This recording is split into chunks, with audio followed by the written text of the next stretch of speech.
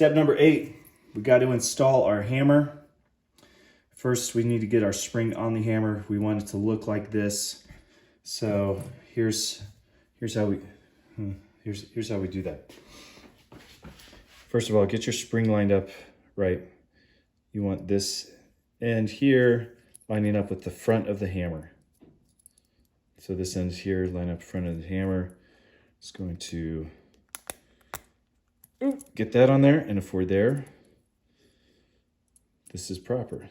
Now we're going to turn this around here. These legs of the spring are going to set inside on this pin. So again, if you have a couple extra pins around, here's where this is going to be helpful. I'm going to take a spare pin, use this kind of like a slave pin. Now the hammer, this one's way more difficult to get locked in here. Uh-oh. This spring tension is really strong. So again, smooth end. Here, we'll start on this side. Smooth end first. You can, as you're going down here, you can kind of, as you're lining that up,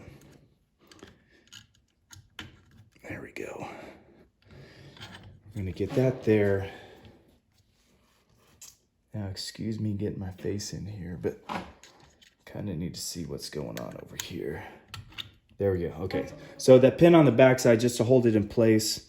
Now, the reason you see me push this in, it only goes in so far, is because inside, I don't know if you can see this, inside of that hole there, there's a spring that's going up in there, and you're gonna have to use some force to push that thing through.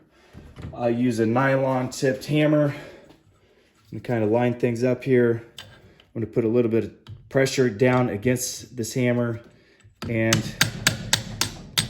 once we tap it through, it'll go through pretty easily. There we go. Now all we gotta do, finish it out, is same thing we did on our trigger pin. We just need to load up our anti-walk, anti-rotate side over here. Screw that on again, because we don't want the hammer turning those pins and warping the pin holes on our receiver. So as I said, for the trigger pin, this is one of the cheapest ways that you can extend the longevity of your lower receiver by using anti-walk or anti-rotate pins. Tighten those nice and tight.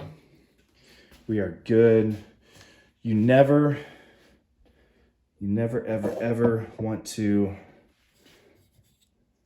let this hammer go without a bolt in here, so guide it with your thumb, but you can feel, okay, function test, it works. Step number 8 is complete.